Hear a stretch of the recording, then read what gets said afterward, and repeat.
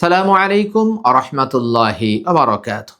ইন্নাল হামদালিল্লাহি নাহমাদুহু ওয়া নুসাল্লি আলা রাসূলিহিল কারীম, আম্মা বা'দ। সুপ্রিয় দর্শক শ্রোতা, রমাদানের করণীয় বিষয়গুলো কি, বর্জনীয় বিষয়গুলো কি? যদি আমরা করণীয় বিষয়গুলো ও বর্জনীয় বিষয়গুলো জানতে পারি, সে অনুযায়ী পদক্ষেপ গ্রহণ করতে পারি, তাহলে রহমত, মাগফিরাত, নাজাতের সবটুকুই আমরা হাসিল করতে পারবো। আজ আমি সংক্ষেপে রমাদানের করণীয় বিষয়গুলো নিয়ে আলোচনা করব। ওমা তাওফিকি ইল্লা বিল্লাহ। রমাদানের করণীয় বিষয়কে আমি দুভাগে ভাগ করেছি। এক, আভ্যন্তরীণ বিষয়। দুই, বাহ্যিক বিষয়। আভ্যন্তরীণ বিষয় আবার দুভাগে বিভক্ত। এক, আল্লাহর সন্তুষ্টির জন্য কাজ করা। দুই, আত্মশুদ্ধি করা, আল্লাহর সন্তুষ্টির জন্য কাজ করা। এই বিষয়ে রাসূলুল্লাহ সাল্লাল্লাহু আলাইহি ওয়াসাল্লাম বলেন, যেই ব্যক্তি আল্লাহর সন্তুষ্টির জন্য একদিন সিয়াম পালন করবে, আল্লাহ জাহান্নামের আগুনকে তার থেকে 100 বছরের দূরত্বে রাখবেন। সুবহানাল্লাহ। সহিহা হাদিস নাম্বার 2267, হাদিসটি সহিহ। দুই, আত্মশুদ্ধি অর্জন করা। এই বিষয়ে আল্লাহ তাআলা বলেন, লাআল্লাকুম তাত্তাকুন, যাতে করে তোমরা পরহেজগার মুত্তাকি হতে পারো, আত্মশুদ্ধি যাতে করে তোমরা করতে পারো। 2 নম্বর সূরা, সূরা আল বাকারা 183 নম্বর আয়াত। বাহ্যিক যে বিষয়গুলো রয়েছে সেই বিষয়ের প্রথম নম্বর পয়েন্ট হচ্ছে বেশি বেশি করে নফল সালাত আদায় করা। এই বিষয়ে আল্লাহ রাসূল সাল্লাল্লাহু আলাইহি ওয়াসাল্লাম বলেছেন যে রমাদান মাস যখন আসে তখন রহমতের দরজা খুলে দেওয়া হয়, জান্নাতের দরজা খুলে দেওয়া হয়, আকাশের দরজাসমূহ খুলে দেওয়া হয়। সহিহ মুসলিম 1079 নম্বর হাদিস। যেহেতু রহমত, মাগফিরাত, নাজাতের দরজা খোলা থাকে, সেহেতু আমরা যদি বেশি বেশি করে সালাত আদায় করি, তাহলে অবশ্যই আমরা বেশি বেশি করে রহমত, মাগফিরাত, নাজাত লাভ করতে পারবো ইনশাআল্লাহ। দুই, বেশি বেশি করে কোরআন তেলাওয়াত করা। আল্লাহ তাআলা এই বিষয়ে বলেন, শাহরু রমাদান আল্লাযী উনজিলা ফীহিল কোরআন হুদাল লিন্নাস। রমাদান মাস যাতে নাজিল করা হয়েছে কোরআন মানব জাতির হেদায়াতের জন্য। 2 নম্বর সূরা, সূরা আল বাকারা 185 নম্বর আয়াত। আমরা বেশি বেশি করে কোরআন তেলাওয়াতের চেষ্টা করব। 3, সাহারি খাওয়া।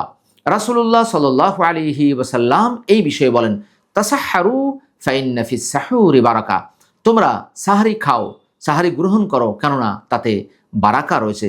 সহিহ বুখারী হাদিস নাম্বার 1923, হাদিসটি সহিহ। 4 নম্বরে ইফতার করা।